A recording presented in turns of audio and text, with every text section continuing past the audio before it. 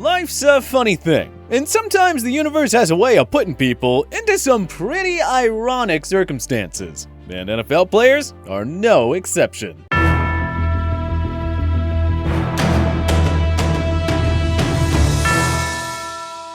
In the NFL, few things are as awkward as becoming teammates with a specific player you used to despise, and fight with. But there are only 32 teams, so every so often, enemies have to become teammates. Some friends become enemies, some enemies become friends, yeah? Here are 10 NFL transactions that created a rather awkward situation. Rams reunite Michael Brockers with Jared Goff. The Los Angeles Rams and Detroit Lions agreed to one of the biggest offseason blockbuster trades in recent memory a week before the Super Bowl. The Rams traded starting quarterback Jared Goff and 2 first-round picks to the Lions in exchange for Matthew Stafford and a third-rounder. After the trade, the Rams defensive tackle Michael Brockers gave his thoughts on the deal to TMZ. In your heart, is it a level up? Is it a level up? In my heart, deeply just understanding what he brings, it's a level up. But soon after the 2021 offseason started, Brockers was traded to the Lions of all teams. Yikes. Awkward. And so, Brockers obviously had some explaining to do. No, I mean, that was definitely, something, TMZ inside the airport, it was kind of a fan booster, just I didn't know I was going to be dealing with, free agency. I was really just trying to boost up, the move that I felt like the team was doing and, trying to make sure, trying to boost up the fan base. I don't think it was anything against Jared. And, I even had to go, text Jared, off, away from the, away from the camera and stuff like that, just as a man, just like, man, bro, I did not mean it to go like that. Like, I didn't mean what I said, as a man, you just know I respect you as a player. You took me to the Super Bowl. So, it wasn't like that. So, even I seen him when, I signed my deal and, I talked it over and I had to apologize again. Goff also expressed no hard feelings. He said Brockers reached out to him quickly and that they were moving forward. Richard Sherman and Trent Williams become teammates. Love him or hate him, there's no denying that Richard Sherman is a brilliant trash talker, and he usually backs it up. But trash talking is an easy way to make enemies on the field. In Sherman's case, just ask Michael Crabtree, Darrellrevis, Patrick Peterson, and former San Francisco 49ers teammate Trent Williams. After Sherman's Seattle Seahawks defeated Williams in Washington in the 2012 NFC wildcard round, the two superstars got into a heated midfield altercation. Hey, what you gonna do, boy? I'm gonna punch you in your Hey, do it then, boy. 7 years later, the 49ers acquired Williams in a trade with Washington, making him and Sherman teammates 7 years after the incident. Fortunately for the 49ers, Sherman had fun with it on Twitter and happily welcomed Williams to the team. And for what it's worth, the two actually made amends immediately after the game. Hey, they got along nicely with no reported arguments of any kind during the 2020 season. Terrell Owens joins the Cowboys. Owens was renowned for his creative and unique touchdown celebrations, but perhaps none were more memorable than his celebration on the Dallas Star during a 2000 game between the Cowboys and his 49ers. Following a touchdown reception in the second quarter, Owens jogged to midfield and stood on the Dallas Star to celebrate. That didn't sit well with the home team, and Cowboys running back Emmitt Smith reclaimed the Star when he scored a touchdown a few minutes later. But when Owens caught a garbage time touchdown late in the fourth quarter, he went all the way back to midfield to reclaim the Star, where he was met by George Teague, who wouldn't have any more of it. If Owens hoped to make amends with the Cowboys fan base after that, well, playing for the NFC East rival Philadelphia Eagles for 2 years didn't help. But then, the 2006 offseason rolled around. The Eagles released Owens after a falling out, and the Cowboys scooped him up on a bargain 3-year contract worth $25 million. Just like that, bygones were bygones. The jerk signs Darrellrevis. The rivalry between the New York Jets and the New England Patriots was especially high during the Rex Ryan era. And while most of the talking came from Rex himself, every now and then the players got involved as well. During a 2012 interview on ESPN, then Jets cornerback Darrellrevis made headlines when he called Patriots head coach Bill Belichick a jerk. I want you guys to tell me the first thing that comes to mind. Bill Belichick. Jerk. What? Jerk. Okay. Well, life comes at you fast. In the 2013 offseason, the Jets traded Revis to the Tampa Bay Buccaneers. After a down season there, he was released and quickly signed with the Patriots in free agency. Revis won his lone Super Bowl ring with the Pats in the 2014 season. So, we're sure he doesn't exactly view Belichick as a jerk anymore. Chris Harris Jr. and Keenan Allen. Enemies become friends. Chris Harris Jr. versus Keenan Allen was always must-watch TV during Harris's time in Denver between 2013 and 2019. Allen was frustrated when Harris once again shut him down during a Week 5 Broncos victory in 2019. After the game, Allen responded to an Instagram post with the following comment. "Now, y'all know damn well that boy can't hold my jockstrap. Stop it." Harris kept it short and sweet when responding to Allen's comment, stating he didn't know how many times he shut the All-Pro receiver down. Well, the Broncos decided against re-signing Harris after the 2019 season. He ultimately signed a 2-year deal with the Los Angeles Chargers, thus uniting him with none other than Mr. Allen. This meant that the two would face off against one another every week in practice as teammates rather than twice a year as division rivals. I'm sure things got heated here and there, but there's been no news of any fighting. So I guess everyone has learned to play nice. Jalen Ramsey becomes teammates with average quarterback. Superstar cornerback Jalen Ramsey didn't hold back his honest thought during a 2018 interview with GQ, but part of us thinks that he would like to take back what he said about Jared Goff. Here's a fresh reminder. Jared Goff, he's average to above average. He reminds me of Jimmy Garoppolo a little bit. Year 1, he wasn't good. He wasn't even good enough to earn his own starting role.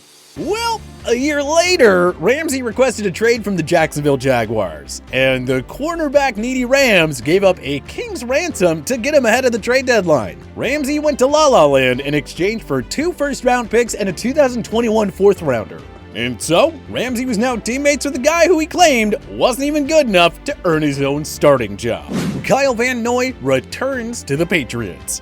The Patriots underwent a massive facelift in the 2020 offseason. Tom Brady decided to leave after 20 years, and cap constraints prevented Bill Belichick from retaining several key players. This included versatile linebacker Kyle Van Noy, who joined the AFC East rival Miami Dolphins on a massive 4-year deal worth $51 million. He wasn't all that productive during his lone season in South Beach, but there was one rather satisfying moment from his 2020 campaign. That came during a Week 15 victory over the Patriots, because the loss eliminated the longtime AFC East bullies from playoff contention. After the Dolphins' victory, Van Noy threw some shade at his former team during an interview with Sports Illustrated's Albert Breer. They were basically already eliminated. We just needed to basically finish it, and we did that today. I think the honeymoon's over. We got the job done. Well, if only Van Noy could have forecasted the future. The Dolphins released him after the 2020 season, and who scooped him up right away? You guessed it. The Patriots brought back Van Noy on a 2-year deal. Let us tell you, he would not go back there if he really thought the honeymoon was over.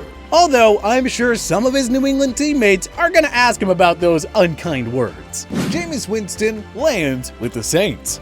The first overall pick of the 2015 draft was no favorite in New Orleans, at least during his tenure with the Tampa Bay Buccaneers. Winston fueled the rivalry between the Bucs and Saints when he provoked rookie cornerback Marshawn Lattimore during a Week 9 2017 game at the Superdome. Winston poked Lattimore in the back of the head, which prompted the latter to turn around and shove him. Bucs wideout Mike Evans retaliated by cheap-shotting Lattimore from behind, leading to a brawl between the two teams. Evans was handed a 1-game suspension for the incident, while Winston was handed a $12,154 fine. Who could have imagined how things would play out within the next 3 years? After the 2019 season, the Bucs decided not to retain Winston. They replaced him with some guy named Tom Brady, and Winston ultimately settled on a 1-year deal with the Saints, of all teams. He impressed coaches enough to the point where Winston landed another contract in the 2021 offseason, giving him the chance to replace Breeze, who announced his retirement. Who'd have thought this? 3 years after the incident between Winston and Lattimore, the two find themselves sharing a dressing room in New Orleans together. Raiders trade for Antonio Brown. Sign Vontaze Burfict. The Oakland Raiders made 2 high-risk moves in the 2019 offseason. They traded for disgruntled Pittsburgh Steelers wide receiver Antonio Brown before signing Vontaze Burfict to a 1-year deal. NFL fans and pundits were quick to remember the history between Brown and Burfict. More specifically, the 2015 AFC wildcard showdown between the Steelers and the Cincinnati Bengals. Cincinnati led 16-15 with 22 seconds left, but the Steelers were on the cusp of field goal range. Ben Roethlisberger took the snap and attempted a pass to Brown, who took a brutal helmet-to-helmet hit from Burfict.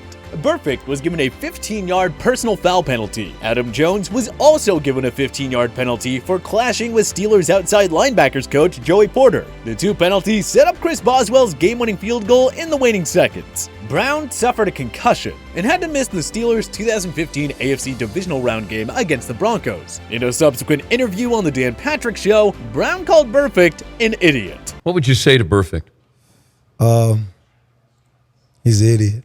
During a 2017 game between the Steelers and Bengals, Brown's teammate Juju Smith-Schuster delivered a blindside block on Burfict, which forced him to leave the game. After the game, while Smith-Schuster discussed the incident with reporters, Brown was heard shouting "karma" multiple times. Karma! That's not me. It's called karma! I apologize for that. And It's called karma! with that being said, It's called karma! I messed up. Clearly, there was no love lost between Burfict and Brown, until they became teammates. Man, that must have been awkward. James Harrison signs with the Cheaters. There was a time when former Pittsburgh Steelers superstar James Harrison loathed the Patriots. Harrison, perhaps more than any other NFL player, made it clear how much he despised them.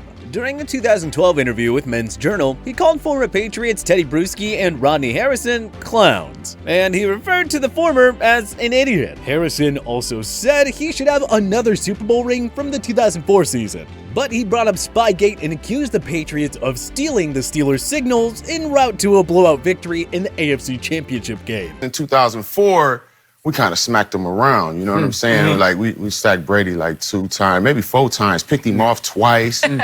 And then the AFC Championship game. And then the AFC Championship game came back, and they got, it's like they got on the magic stick. They seeing everything. He is, it's no confusion. You know, we're showing hard from here, and it's a check off to, I mean, they hit us on something goofy, like 80-something% of our blitzes. So I think in that organization, maybe through that coaching lineage or line that was going through him, that was what they did. Right. That was their edge. When the New York Giants beat the Patriots in Super Bowl 46, Harrison couldn't help but poke fun at his hated rivals on Twitter. 1 year later, Harrison took another shot at the Patriots following their AFC title game loss to the Baltimore Ravens. And so, when the Steelers released Harrison late in the 2017 season, who made a move to pick him up? Yep, Bill Belichick and the Patriots, who fully emphasized the no hard feelings thing. Harrison's tenure at the Patriots was short, but he helped them get to Super Bowl 52, where they lost to the Eagles.